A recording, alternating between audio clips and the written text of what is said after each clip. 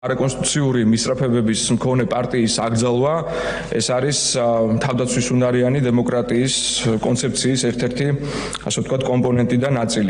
ქართულმა ოცნებამ პარტიების ასაკრძალად პირველი ნაბიჯი უკვე გადადგა. ივანიშვილის გუნდმა იურიდიულ კომიტეტზე ოპონენტების გაქრობას მხარი დაუჭირა. ეს არ იკმარა და რეპრესიულ კანონს კიდევ ერთი ჩანაწერი დაუმატა.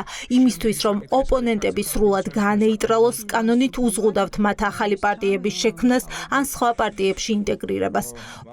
საკონსტიტუციო სასამართლოს შეიძლება აკრძალოს პარტია იმ შემთხვევაში, თუ მისი გაცხადებული მიზანი ან და საქმიანობის არსი, მათ შორის პერსონალური შემადგენლობა ან საარჩევნო კომისიაში წარდგენილი პარტიული სიის შემადგენლობა არსებითად იმეორებს აკრძალული პარტიის მიზნებსა და საქმიანობის არსს. ოცნება არჩევნებისთვის ემზადება და სურს, რომ პოლიტიკური ველი გაასუფთავოს. კრძალავს პარტიებს, მათ წევრებს სხვა პარტიის შექმნასაც ურთულებს და თან აანონსებს, რომ თუ რომელიმე პირი ახალ პარტიას შექმნის საარჩევნო პერიოდში, მათ წინააღმდეგ სასამართლო გადაწყვეტილებას დაჩქარებულად 14 დღეში გამოიტანს. მხოლოდ სუსტები იქცევიან ასე ძლიერი ხელისუფლების პირობებში ოპოზიციის აკრძალვაზე საერთოდ საუბარი ზედმეტია. დიდი ეჭვი მაქვს, რომ ქართული ოცნება ისე იქნება და ისე იქცევა, რომ ახალ არჩევნებში სერიოზული გადალაგება, როდესაც მოხდება საპარლამენტო არჩევნებში, შეიძლება ქართული ოცნება აღარ იყოს ბიულეტენზე, აი ეს ოპოზიციური პარტიები ნამდვილად იქნებიან წარმოდგენილები. მიდიან პირდაპირ რუსულ, ბელორუსულ დიქტატურაზე ის ხალხი, ვინც საუბრობენ თავიანთ რიგებში მოიკითხონ, საუბარია თუნდაც ადეიშვილის მოადგილეზე, რომელიც დღეს ეგრეთ წოდებული გაყალბებული პარლამენტის წევრი და კომიტეტის თავმჯდომარეა. ეს კვირა ქართულმა ოცნებამ რეპრესიული კანონების მიღების კვირად გამოაცხადა. ერთპარტიულ პარლამენტში იღებენ გრანტების კანონში ცვლილებებს. ახალი რეგულაციით თუ კობახიძის მთავრობა უცხოელ დონორს არ დაეთანხმება, არასამთავრობო სექტორი ვერ მიიღებს დაფინანსებას.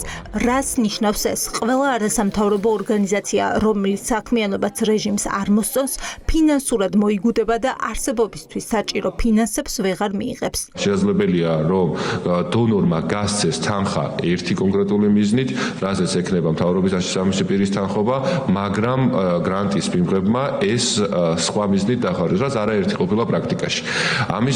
იმისათვის, რომ ასეთი შეფარული თვალთმაქცური გარიგებებიც გამოვრიცხოთ, თავაზობთ, რომ რა თქმა უნდა მიზნის გარეშე თუ მოხდება, ანუ შესული მიზნით თუ მოხდება გრანტის დახარჯვა, ამაზე მთავრობის თანხმობა იყოს საჭირო. ქართული ოცნება დახმარების გარეშე ტოვებს მოწყვლად ჯგუფებს, ურთულებს გრანტის მიღებას, მაგალითად დაუნის სინდრომის მქონე ბავშვებს.